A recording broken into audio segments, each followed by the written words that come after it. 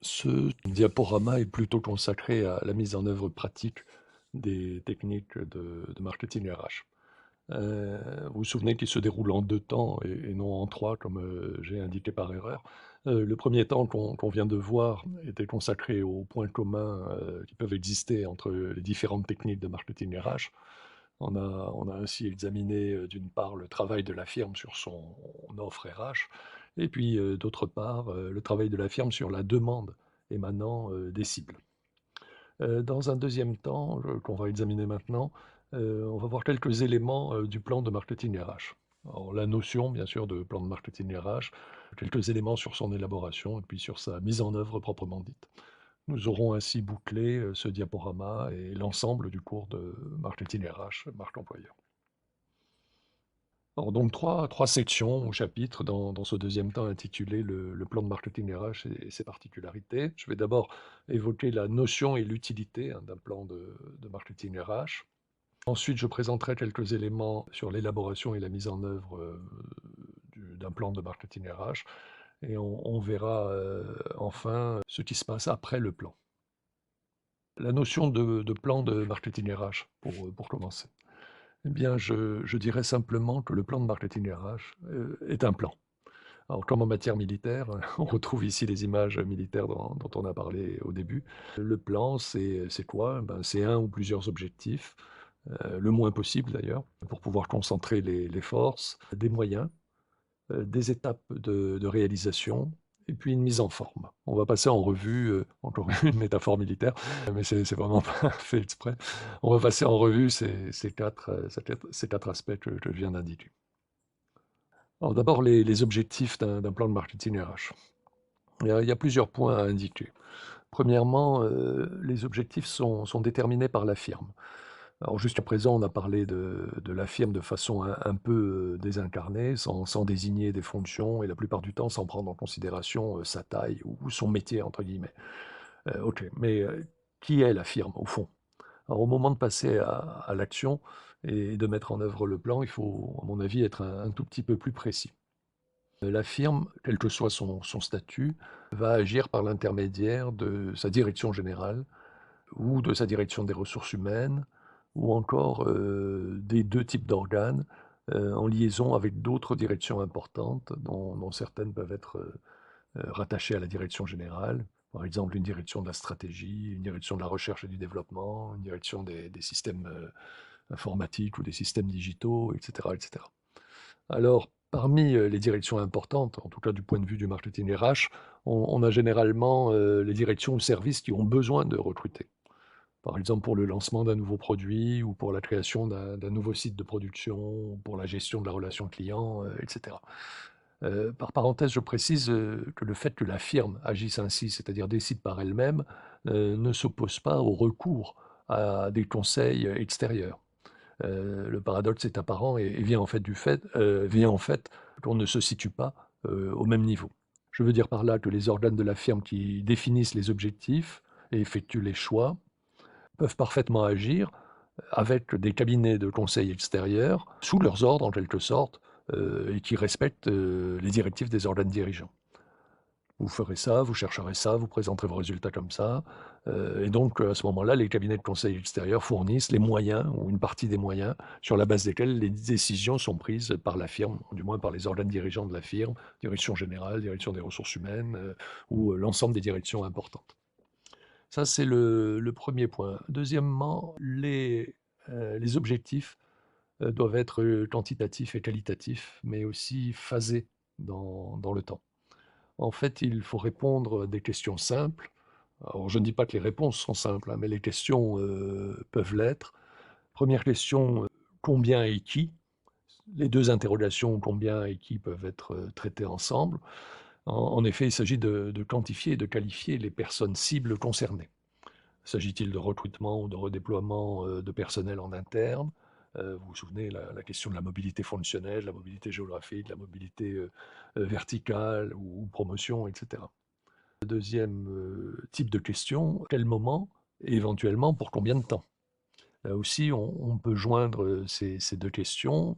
À quel moment recruter? Bah, certains recrutements, sont-ils urgents et pourquoi?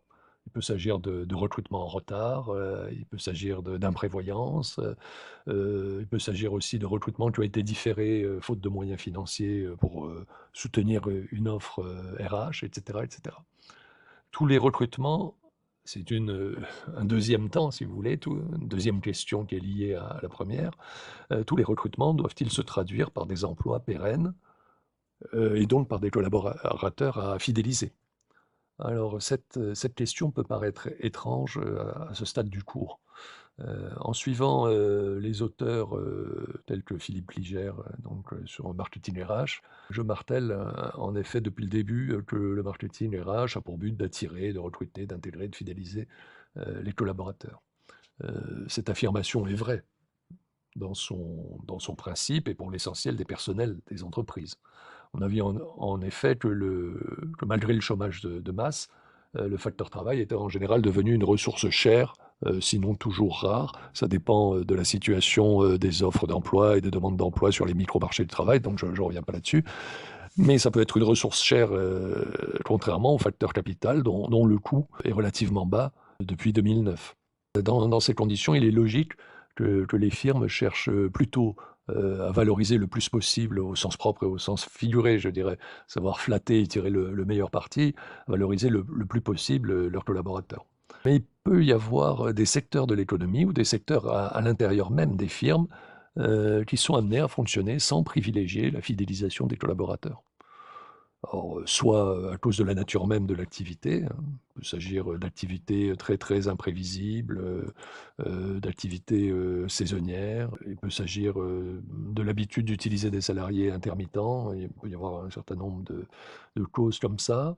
Les entreprises peuvent aussi être amenées à fonctionner sans fidélisation, par exemple pour faire face à des hausses ponctuelles d'activité. Ou ça peut être aussi des choix, économiques de la firme. La firme va considérer qu'intégrer des collaborateurs directement, prêts à l'emploi, et efficaces, notamment par, comment dire? La diversité de leurs expériences professionnelles, pouvoir intégrer ou impliquer, ces collaborateurs sans avoir à les former et sans le souci de garantir, la pérennité du travail, peut être une bonne chose. Et donc la firme va plutôt avoir recours à de l'intérim ou à des collaborateurs, en contrat court, heu, qui peuvent être généralement moins qualifiés, mais pas toujours, hein. On peut voir par exemple dans le bâtiment de travaux publics, dans les transports, dans le secteur de la santé, dans celui du spectacle, dans celui du numérique. On peut avoir, des travailleurs, très, très qualifiés en contrat court ou en intérim. Voilà, donc cette question du phasage dans le temps des recrutements et de la durée d'emploi des personnels, est importante. Alors surtout, que la notion de plan va sous-entendre une chronologie.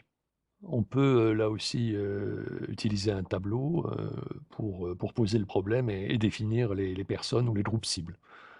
On pourra faire de cette manière une grande séparation, une première grande séparation entre les futurs collaborateurs et les collaborateurs actuels, parce qu'au fond, ils ne relèvent pas tout à fait du même type de traitement. Les futurs collaborateurs pourront être recrutés sur des échelles de temps, différentes et avec des méthodes distinctes que les collaborateurs, actuels. Par exemple, les personnes appartenant à ce que j'ai, appelé le halo, peuvent être intéressées par un emploi dans la firme, mais ne sont pas encore candidates, par exemple pour des questions d'âge et cetera. Tandis que les candidats proprement dits sont prêts à s'engager, immédiatement dans une démarche de recrutement. Ça, c'est pour les futurs collaborateurs. Et puis on a, les collaborateurs actuels qui sont déjà une ressource humaine sur laquelle la firme, peut compter et le marketing RH va devoir les mobiliser, tiens, une métaphore militaire encore, au sens propre, c'est-à-dire les rendre mobiles pour qu'ils acceptent de changer de poste d'emploi, qu'ils acceptent une formation, et cetera, en contrepartie d'avantages supplémentaires, rémunération, avantages matériels, et cetera. Troisièmement, les objectifs, du plan de marketing RH doivent, naturellement être conformes à la stratégie de la firme. C'est-à-dire la réalisation, de son but à long terme. Ça peut être, production, et croissance, à long terme de la firme ou bien, la création de valeur pour les associés, pour les actionnaires et cetera. Bon, tout dépend, des orientations, de base de la firme, de sa finalité en quelque sorte, de sa raison d'être, on pourrait dire maintenant. Alors on retombe sur notre philosophe grec et son «Connais-toi, toi-même». Pour que le contrat, psychologique, marche, et que le plan de marketing ne soit pas simplement une façade, hein. Il est important qu'il prenne en compte, hein, ce plan de marketing, le mieux possible et autant que possible ce qu'est l'entreprise, ce qu'elle veut et ce qu'elle peut. Donc les objectifs du plan de marketing RH doivent être, déterminés par la firme, être quantifiés, être qualifiés, c'est-à-dire quel type de collaborateurs on veut choisir, pour, quel type d'emploi et combien, et puis phasés dans le temps. À quel moment on va recruter, pour, quelle durée de contrat et d'engagement. Et ces objectifs du plan de marketing RH doivent naturellement être conformes à la stratégie, c'est-à-dire, comme on vient de le dire, aux objectifs à long terme. Bien sûr, à la nature profonde de la firme, c'est-à-dire sa raison d'être ou son «connais-toi toi-même». Alors j'en profite pour quelques rappels.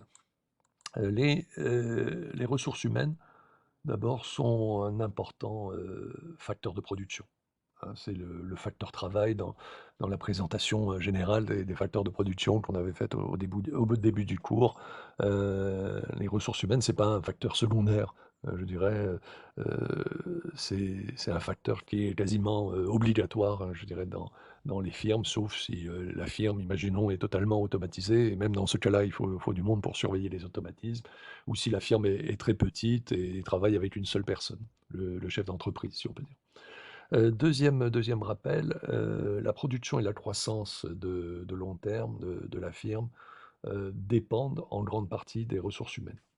Quelle que soit, la configuration de cette firme, comme j'indiquais juste à l'instant, par exemple, imaginons une firme totalement automatisée, ben, il faudra, forcément faire quand même des choix, en termes de production, produire ça plutôt que ça, dans telles conditions de prix et cetera.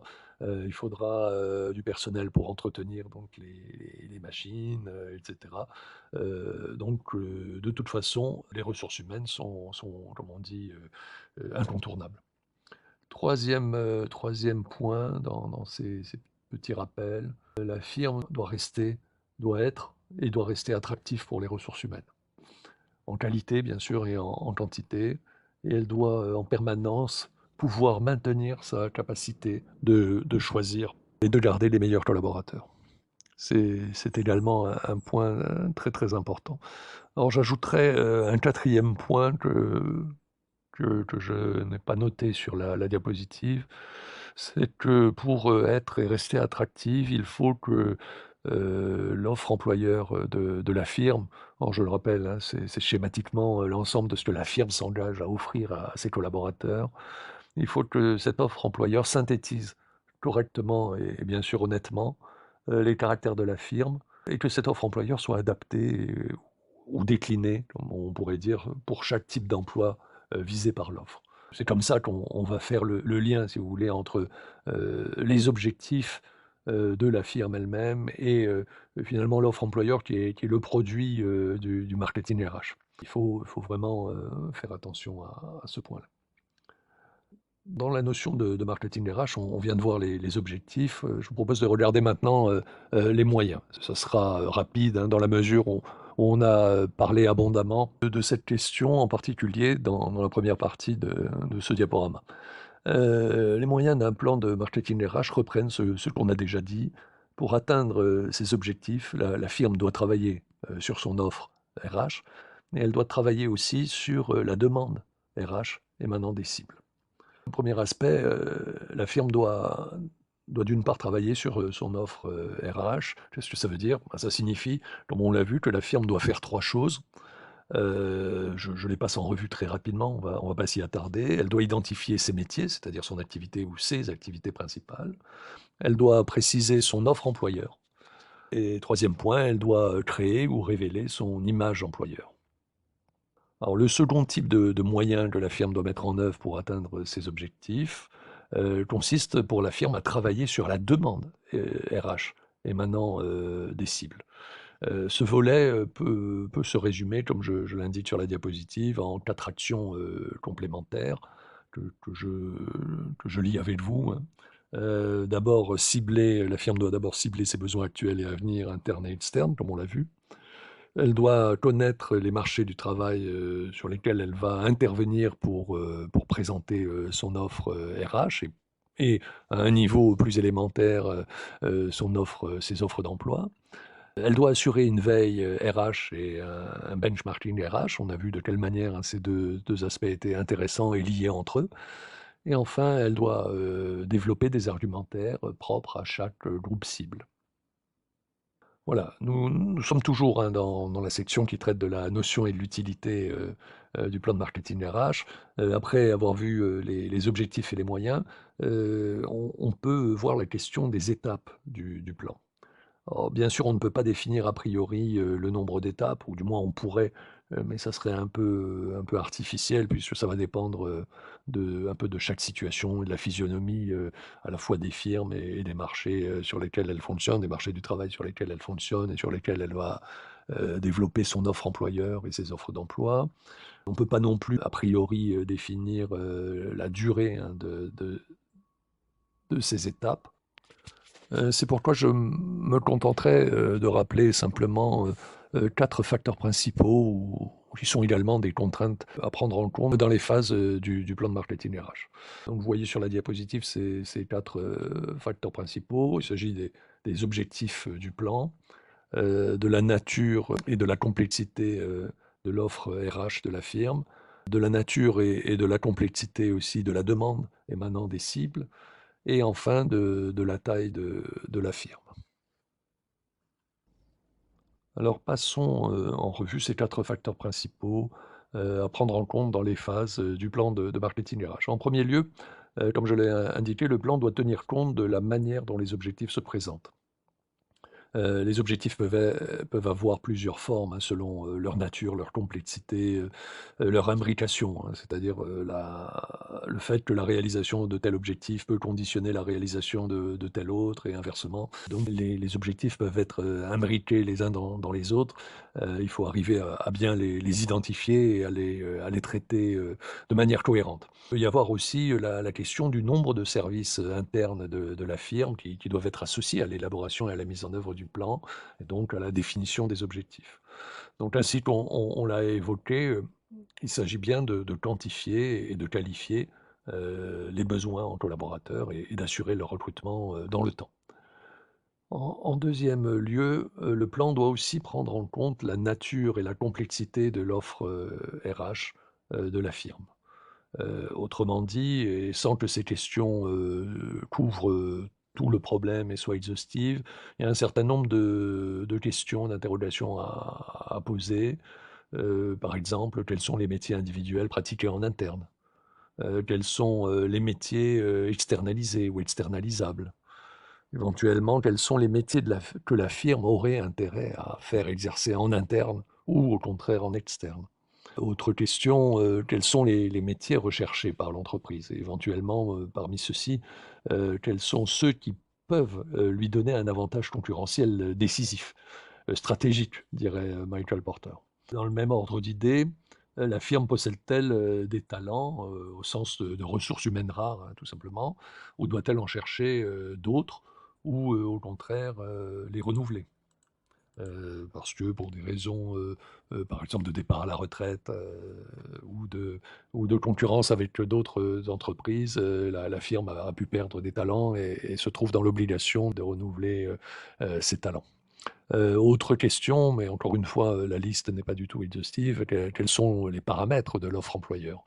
Donc on a vu ensemble ces questions-là, dans le précédent PowerPoint et puis également dans celui-là.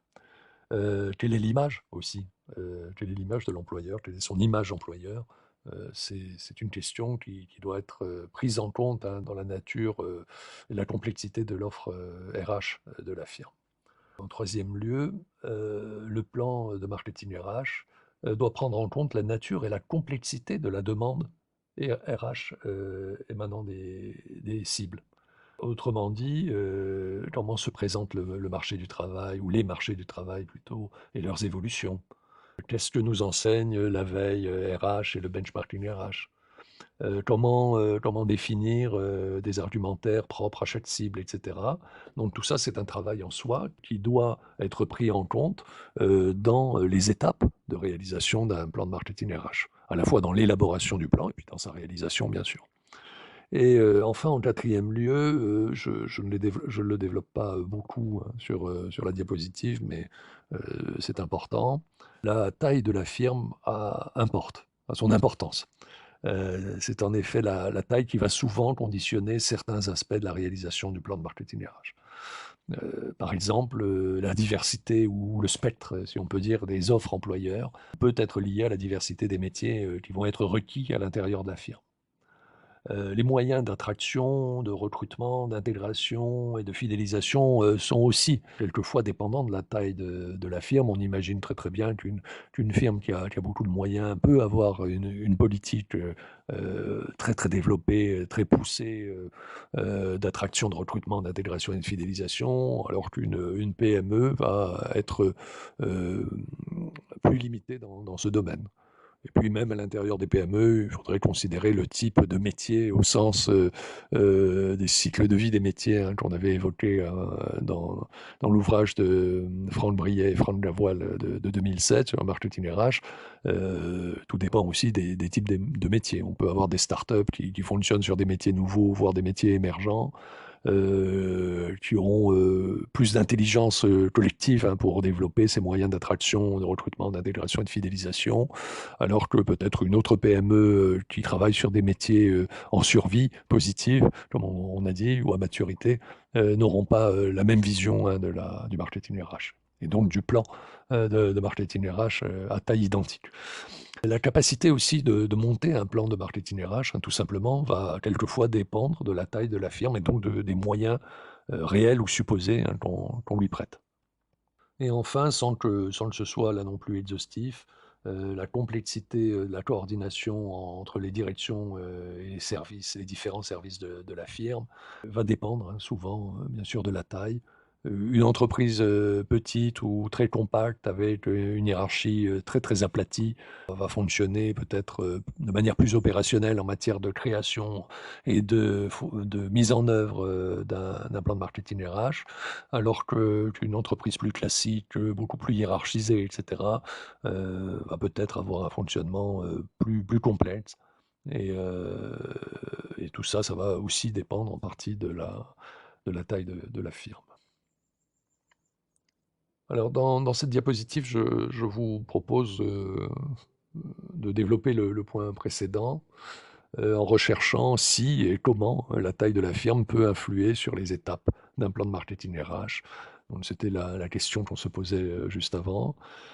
J'ai aussi une question subsidiaire hein, que je n'ai pas notée sur la diapositive, mais qui est intéressante, je crois, enfin qui m'intéresse. C'est la suivante, c'est en fait une firme de petite taille. Alors je ne précise pas la taille, je ne veux pas rentrer dans des classements statistiques ou autres, mais disons une entreprise de petite taille peut-elle avoir besoin d'un plan de marketing RH? Alors dans le paragraphe sur la notion et l'utilité d'un plan de marketing RH, j'ai commencé par la notion de plan de marketing RH. Je complète maintenant en disant deux mots hein, sur l'utilité d'un tel plan. Alors, dans mon esprit, il y a au moins deux aspects qui déterminent pour la firme hein, l'utilité d'un plan de marketing RH. D'une part, le plan doit lui permettre de répondre à un besoin de cohérence. C'est d'ailleurs dans la nature hein, des plans de mettre en ordre les différentes contraintes, les différents objectifs, etc. Alors ce besoin apparaît naturellement à l'énoncé des points que j'ai évoqués précédemment, que je rappelle tout simplement très très rapidement ici. Il faut, avec le plan, recenser et mettre en cohérence les objectifs et les besoins exprimés par les différentes directions et services de la firme. Ces besoins peuvent être effectivement différents, voire divergents.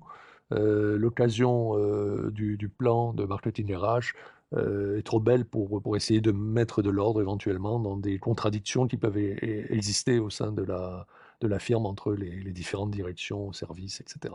Le plan doit aussi permettre de tenir compte de la nature et de la complexité de l'offre RH, hein, comme on l'a vu. Comme c'est un plan, il doit agir en cohérence avec le temps. Donc c'est la notion même de plan, mais aussi de planification, hein, de mouvement de planification. Le plan doit aussi permettre d'agir en cohérence avec la nature et la complexité de la demande émanant des cibles. Le plan, c'est donc l'occasion, je dirais, de poser ce type de problème et d'essayer de résoudre ces problèmes de cohérence. Et puis, comme on vient de le voir dans la diapositive ou les diapositives précédentes, le plan doit permettre de tenir compte, hein, des effets de taille de la firme. Alors ces effets, comme on l'a vu, enfin on l'a pas traité, mais on l'a évoqué, ne sont pas linéaires, c'est-à-dire vous faites ça, il se passe ça. En fait, il peut y avoir différents effets associés naturellement à différentes tailles, mais différents effets aussi associés à une taille unique selon d'autres critères que la taille, qui peuvent être la nature de l'activité, la complexité du métier, de la firme, complexité de l'offre employeur, etc., etc. Donc ça, c'est le premier aspect, hein. Le plan doit d'abord permettre à la firme de répondre à un besoin de cohérence.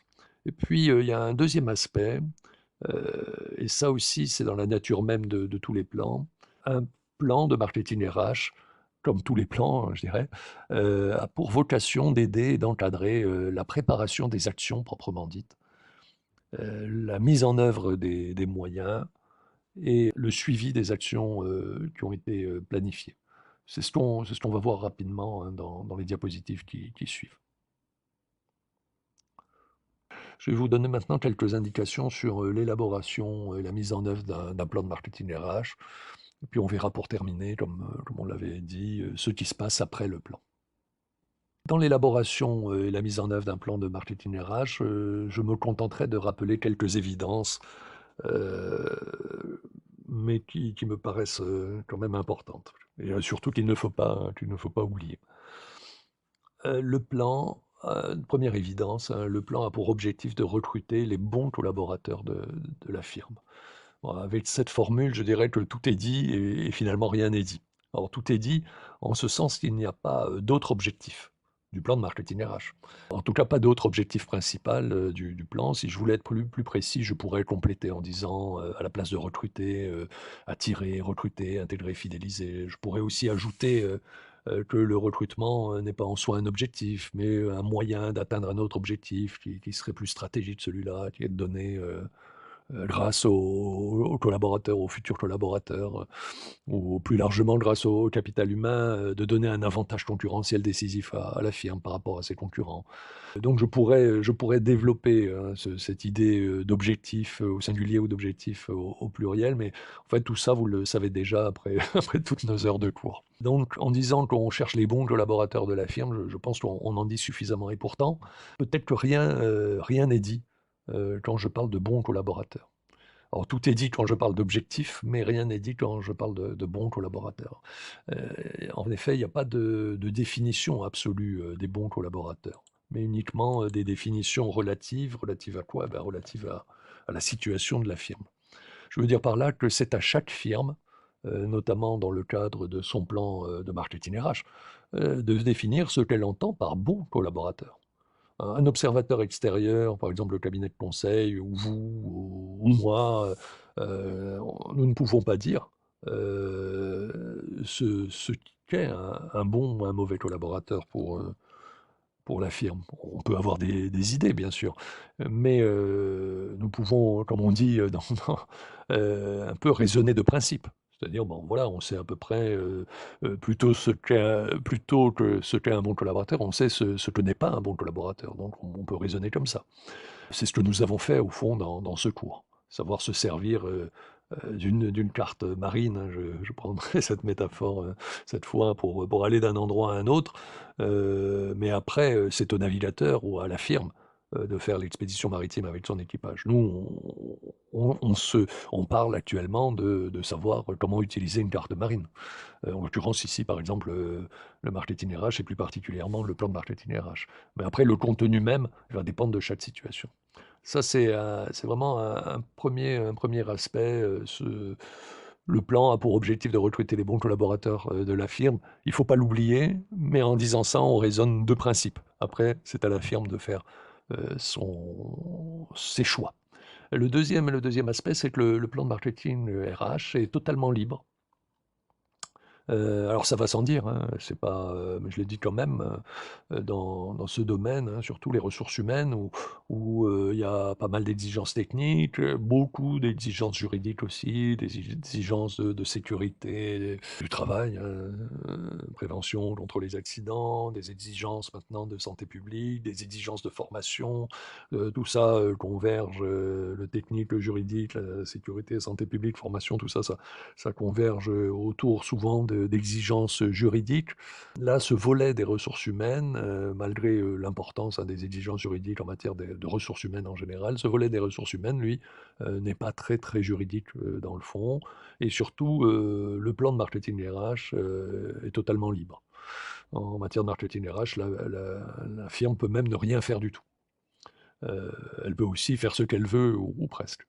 Alors malgré cette liberté, la firme, doit quand même tenir compte de quelques éléments, suivants qui ne sont pas eux, des éléments à proprement parler, juridiques. Ce sont plutôt des éléments, de gestion des ressources humaines, des éléments opérationnels, hein, qu'on va voir, tout de suite.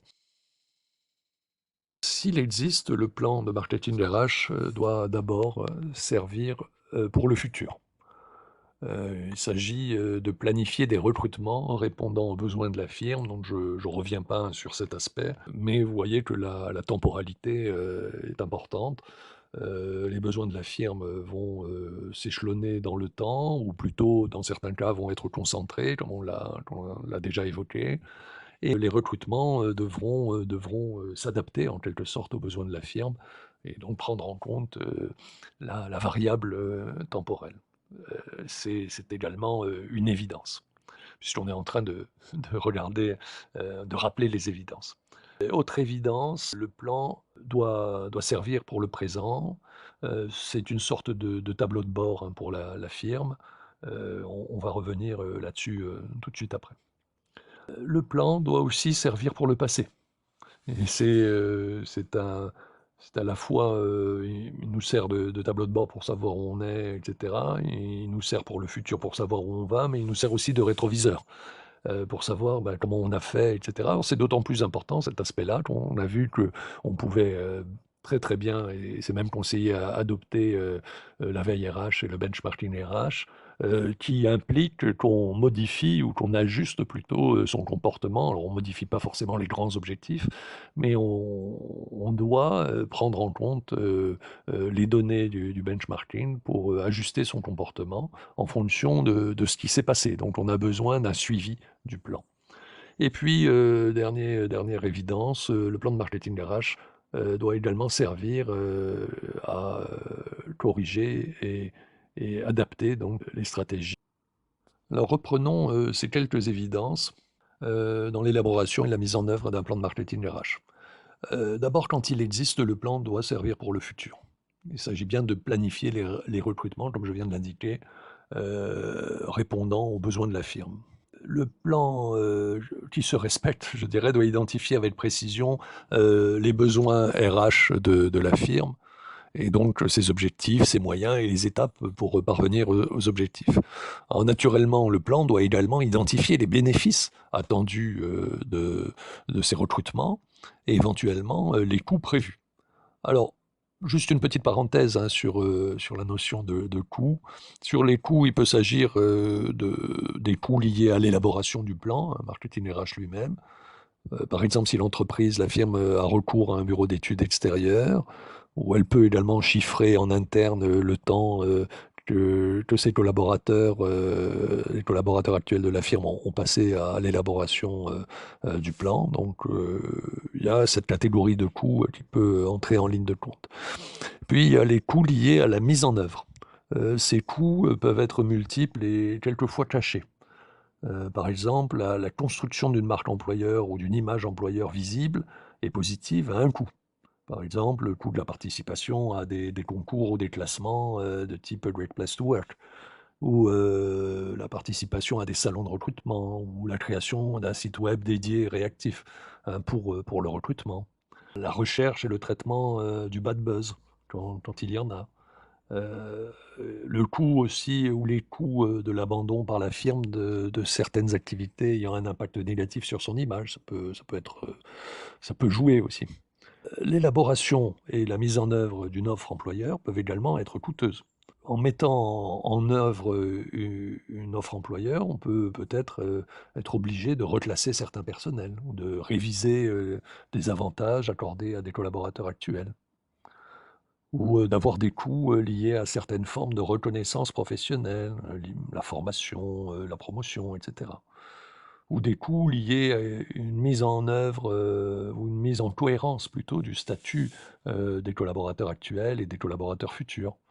Alors quand je dis statut, c'est droits et obligations, hein. C'est-à-dire par exemple la question des rétributions, la question rémunération, la reconnaissance aussi.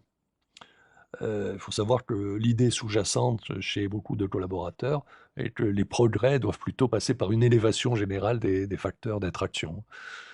C'est-à-dire, la rémunération, les conditions, doivent s'améliorer, les conditions de travail doivent s'améliorer, la reconnaissance par l'employeur doit s'améliorer, l'équité, doit s'améliorer, l'estime de soi et cetera. Et donc, c'est plutôt par une élévation de ces facteurs d'attraction que par une redistribution à enveloppe constante, hein, comme on dirait, de manière un peu technocratique. C'est-à-dire que certains collaborateurs gagneraient et ce que d'autres perdent. Donc ça, c'est à exclure. Voilà sur cet aspect, des coûts. Quelquefois, bon, là, je suis un peu court, hein, dans la diapositive. On dit, bah, voilà, les bénéfices et les coûts, donc une approche, on voit bien ce que c'est, une approche coût-bénéfice. Mais autant les bénéfices, peuvent être, pas difficiles à cerner, mais peuvent appartenir à la firme.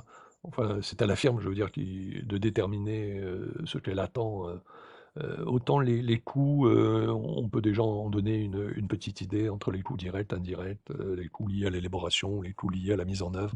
Donc on peut déjà serrer un certain nombre de choses. Alors, on a vu que le plan devait d'abord servir pour le futur, mais le plan de marketing RH, c'est aussi une sorte de tableau de bord, comme on l'a évoqué. À ce titre, il doit servir pour le présent.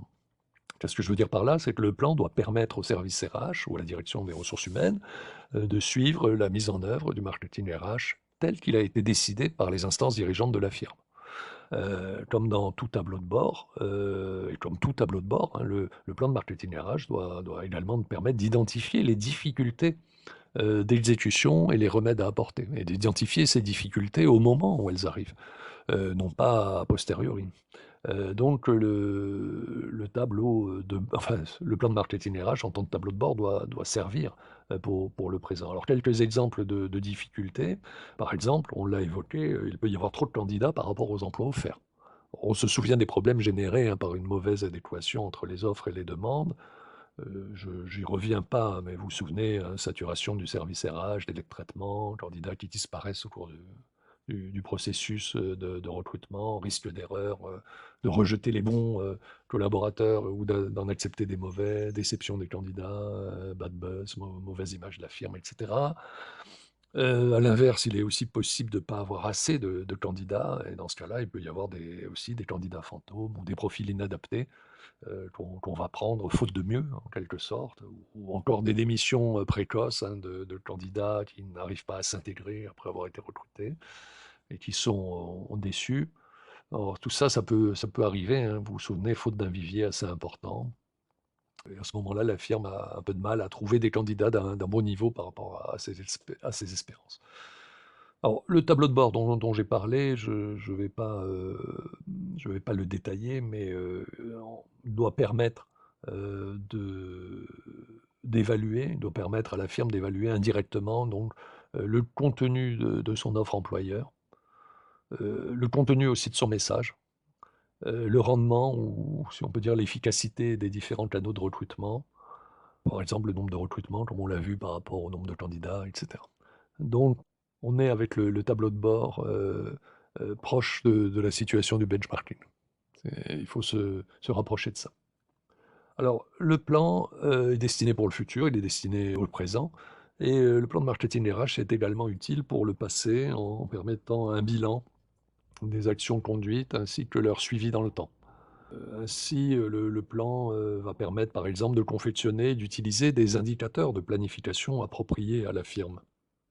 Quel que soit le mode de planification, on a toujours non pas les mêmes types d'indicateurs, ça dépend de la firme, mais on doit toujours comparer le prévu et le réalisé.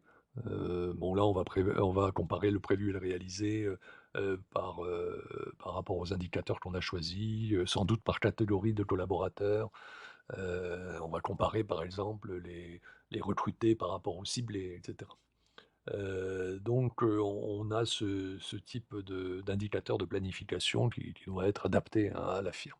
L'importance quantitative des données collectées, hein, sur le recrutement va permettre, si on a suffisamment de données, ce qui n'est pas toujours le cas, d'établir des lois statistiques, entre guillemets. Des lois statistiques, bon, c'est prétentieux, mais c'est de dire des liens, entre les actions conduites par la firme et les résultats. Ces lois pourront être propres à chaque firme et plus on aura de données, plus, ces lois statistiques permettront d'affiner la politique interne de marketing RH de la firme. Alors quelques exemples, hein, je reprends, notamment de la diapositive précédente, hein. Si on mesure les recrutements effectifs par rapport au nombre de candidats ou les candidats effectifs par rapport aux candidats possibles, on a déjà des indicateurs. On peut aussi regarder le nombre de collaborateurs recrutés par rapport au nombre de collaborateurs ciblés. Heu, les niveaux d'emploi concernés, est-ce qu'on est dans, des emplois d'exécution, d'encadrement, de direction, et cetera. En même temps que les niveaux d'emploi, on peut voir aussi, les types de qualifications. Tout ça, on a déjà vu puisque, ces aspects-là vont conditionner, le message, l'argumentaire de la firme vers les cibles. Mesurer aussi les rémunérations et les avantages matériels, heu, les modes de ciblage et de recrutement. Ou encore, les budgets prévus, pour les actions, comme le ciblage et le recrutement et ce qui a été consommé dans la réalité. Est-ce que le plan fonctionne réellement ou est-ce que c'est un document qu'on a mis dans un placard et puis dont on ne se sert plus? Ça peut arriver aussi, hein, c'est un travers. Et puis, il y a une dernière approche, qui est liée à celle de l'approche rétrospective, hein, que j'évoquais, à savoir, le plan de marketing, doit être utile pour le passé. Hem, L'approche, rétrospective, peut également servir à des fins techniques d'adaptation du plan, lui-même. Ah oui, bon, c'est pas très clair. Je veux dire que par là que l'analyse de l'exécution du plan, donc l'analyse par le service RH et ou par des prestataires extérieurs, à l'aide d'enquêtes d'opinion, d'échantillonnage, interne, externe et cetera, de sondage. Cette analyse permet, comme le feedback en benchmarking, de corriger ou d'améliorer le plan. Alors soit en cours de route, on dit dans le jargon in itinéré, soit pour l'avenir et ce point-là me paraît important. Voilà, en bref, hein, le plan de marketing RH, il faut se souvenir que c'est un outil, qui permet d'identifier en amont, et d'évaluer en aval les actions à mener, au titre du marketing RH et de les corriger et de les adapter, un peu comme, on a vu pour juste avant, en rappelant le feedback du benchmarking. Il faut retenir de ce qu'on vient de voir que donc le plan, de marketing RH, comme je l'indique sur la diapositive, est un instrument de pilotage. C'est aussi un outil d'expression des besoins RH, des différents services de la firme et en principe, il doit aider à renforcer, l'expérience et la place centrale, du service RH. Dans cette diapositive, j'ai essayé de résumer certains points de l'approche, rétrospective de l'exécution, du plan de marketing RH. Comme vous le lisez avec moi, hein, j'indique que les données recueillies dans le plan de marketing RH doivent servir à évaluer notamment, la validité des tactiques RH, mises en œuvre par la firme, l'attractivité, proprement dite de la firme, hein, du point de vue RH, l'identification, des causes de départ volontaires des collaborateurs, même si c'est pas toujours, évident, hein. Souvent les collaborateurs qui quittent l'entreprise ne donnent pas les vraies raisons et souvent aussi c'est lié à des rapports humains, soit avec les subordonnés, soit avec les supérieurs comme on dit, quelquefois, on quitte rarement une entreprise, on quitte toujours un chef. Donc ça, c'est un point à expertiser, hein, cette question des clauses de départ volontaire des collaborateurs et le plan de marketing RH peut être l'occasion aussi de faire le point là-dessus, y compris pour rétroagir, en interne, hein, dans l'entreprise et éviter de se séparer de collaborateurs, alors qu'on pourrait les garder. Donc ça fait partie aussi de la fidélisation. Le plan de marketing RH doit aussi, permettre d'évaluer l'opportunité de reformuler l'offre employeur et les critères de recrutement, voire l'opportunité de reformuler certaines fiches de poste, qui sont, comme on l'a vu, peut-être totalement inadaptées, parce qu'il y a tout un tas d'évolutions, qui se sont passées, qui n'ont pas été prises en compte par, l'entreprise, et donc, à l'occasion du recrutement, on en profite pour mettre à jour, ces fiches de poste, hein, qui sont les éléments de base, hein, du recrutement individuel. Évaluer aussi l'adaptation des méthodes et des canaux de recrutement aux cibles ou aux groupes cibles. Comme je l'indique, bon, est-ce que c'est les bons circuits? Est-ce que c'est les bons argumentaires?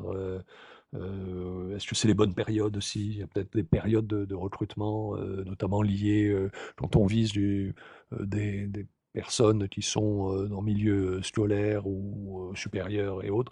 Bon, bah, il y a des périodes plus favorables que d'autres pour recruter, notamment, les périodes de fin d'année, de rentrée, de fin d'année, quand les gens ont terminé leurs études universitaires ou scolaires, donc généralement le deuxième semestre est plus favorable que le premier. Évaluer aussi les coûts au sens large, hein, au sens large comme on l'a vu, hein, précédemment, d'un ratissage trop large justement ou trop étroit. Donc voilà, hein, on peut avoir ce genre de données à rechercher dans le cadre du marketing RH et de l'utilisation du plan de marketing RH. On est à la fin, ou presque à la fin, de ce point, intitulé le plan de marketing RH, et ses particularités. On a évoqué donc la notion et l'utilité d'un plan de marketing RH. On a vu aussi quelques éléments, hein, sur, l'élaboration et la mise en œuvre, d'un tel plan. Et puis on termine maintenant en jetant un coup d'œil à ce qui se passe après le plan. À vrai dire, le plan de marketing RH pardon, le plan de marketing RH n'est pas tout le marketing RH. En effet, il est centré, sur un moment important, hein, dans les rapports entre la firme et le collaborateur, à savoir le recrutement du collaborateur par la firme. Mais pour autant, le plan de marketing RH n'épuise pas, comme on dit, le sujet. Alors pourquoi? Eh ben, tout simplement parce que, je dirais, pour reprendre une formule, il y a une vie après le recrutement. Comme on l'a vu précédemment et notamment dans le chapitre, intitulé, de qui parle-t-on? Le recrutement n'est qu'une étape, sur la route qu'empruntent, hein, la firme et le collaborateur, ou la route qu'ont décidé d'emprunter la firme, et le collaborateur. Le recrutement du néo-collaborateur doit être prolongé par son intégration effective dans la firme. Alors tout cela, comme je l'indique sur la diapo, c'est, le travail, du service RH. En effet, le service RH doit assurer, pardon, un suivi et tenter de mesurer en théorie, le degré, d'engagement de la firme dans le processus d'intégration. Et dans la mesure où il s'agit d'un processus, l'utilisation d'une formule de benchmarking, est encore une fois bien appropriée. Les résultats de ce suivi vont être naturellement réintégrés dans le plan, hein. C'est la notion de retour, hein, de feedback, qui me paraît, importante. Alors pour ça, je joins un tableau, indicatif que je vous ai donné, je crois. Si vous pouvez le reprendre avec vous, et je vais très, très rapidement le commenter parce que ce tableau, est intéressant. Enfin, il présente selon moi au moins 4 intérêts. 1er intérêt de ce tableau, indicatif sur le processus d'intégration, du néo-collaborateur dans la firme, et une mesure en quelque sorte du degré d'engagement de la firme. Le 1er intérêt, c'est que le principe de ce tableau, c'est que le néo-collaborateur n'est pas laissé livrer à lui-même pour se «débrouiller» entre guillemets et être responsable, de sa propre intégration ou même de sa non-intégration. Ça, c'est un point, important. Il faut que la firme s'implique. Trop souvent, moi je l'ai vécu, hein, donc dans une ou plusieurs organisations, en fait, vous arrivez, puis rien n'est prévu, vous vous mettez là et puis vous faites le job que vous savez faire. On vous fait confiance, mais voilà, il y a pas un véritable accueil, il y a pas de véritable intégration. Vous vous intégrez si vous voulez, enfin ça n'intéresse personne. Ça arrive peut-être plus souvent qu'on croit. Il faut que la firme, s'implique. Ça, c'est le premier principe, ne pas laisser le néo-collaborateur, livrer à lui-même, dans l'intégration, hein, après le recrutement. Deuxième principe, de ce tableau couvre les éléments, principaux de l'intégration du collaborateur, en distinguant tout simplement un volet humain et un volet matériel, que j'ai divisé en sous-catégories, mais il y en a très, très peu, enfin il y en a peut-être une dizaine au total. En gros, des points de contrôle, qui devront être vérifiés, mais qui couvrent les éléments, ce que je considère comme être les éléments principaux de l'intégration du néo-collaborateur, donc les aspects humains et les aspects matériels. 3e, intérêt, de ce tableau, c'est que le tableau est phasé, dans le temps. Il est échelonné dans le temps, c'est-à-dire qu'il doit permettre de considérer que l'intégration est un processus et non pas un simple état de fait. Souvent, cette évidence, échappe, dans les entreprises, hein, tout simplement, pas par mauvaise volonté bien sûr, mais tout simplement parce que les gens ont, comme on dit, le nez dans le guidon. C'est-à-dire qu'ils sont occupés par leur job, et puis, ben, chacun fait sa vie, quoi. Or l'intégration, c'est un processus, c'est pas simplement, comme je l'indique, un état, et le phasage doit se traduire concrètement par des rencontres, spécifiques, et à échéance régulière entre le néo-collaborateur et son manager immédiat, le N+1 comme on dit, souvent. Donc les échéances régulières, ça peut être, des échéances tous les mois, tous les 3 mois, tous les 6 mois, 1 an après le recrutement, et cetera. Alors c'est pas ou tous les 3 mois, ou tous les 6 mois, ou tous les ans. C'est une échéance à 1 mois, une échéance à 3 mois, une échéance à 6 mois et une échéance à l'année. Je pense qu'il faut respecter cette progression, pour qu'il y ait toujours un contact et que justement, bah, le tableau serve au néo-collaborateur et à son manager à faire le point ensemble de différents aspects, à la fois matériels et humains, de l'intégration. Et puis, dernier avantage ou dernier intérêt en tout cas du tableau, c'est ça peut être un intérêt justement pour le benchmarking, c'est qu'il va permettre aussi une mesure chiffrée, un scoring, du degré d'engagement de la firme dans le processus d'intégration. Alors comme vous voyez si vous avez le tableau sous les yeux, bon j'ai indiqué, quelques idées de notes en quelque sorte, permettant pour chaque domaine d'indiquer, de notes de 0 à 3, à quel stade on en est, de l'intégration et du processus. Est-ce que la firme, et le collaborateur font bien, tout ce qu'il faut et est-ce que tout le monde est d'accord là-dessus? Alors c'est une mesure chiffrée du degré d'engagement de la firme et ça me paraît intéressant. Donc après le recrutement, la firme et le néo-collaborateur peuvent, comme ça, disposer d'éléments objectifs pour suivre ce processus d'intégration et éventuellement corriger le tir. Heu, voilà, encore une image militaire, mais bon. Voilà, hein, donc ce tableau, si vous pouvez remettre la main dessus, ça serait une bonne chose. Ça complète en quelque sorte, le plan de marketing RH. Il suffit pas de recruter, d'attirer, de recruter naturellement. N'oubliez pas qu'il faut intégrer. Il faut fidéliser et que pour reprendre un peu l'image que j'avais donnée avec, le tourisme, à Copenhague, si les gens sont bien dans la firme, ça sera la meilleure publicité pour, attirer, des candidats plus que tous les plans de marketing, qui existent, au monde. Donc mais en même temps, c'est une donnée qui doit être, travaillée et prise en compte, hein, dans le cadre du plan de marketing. Voilà, ce cours de marketing RH, et de marque employeur est terminé. Bon, j'espère que ça vous a plu, si c'est le cas, n'hésitez pas à mettre un pouce en indiquant, «j'aime». Non, en fait, ne faites pas ça, je déconne.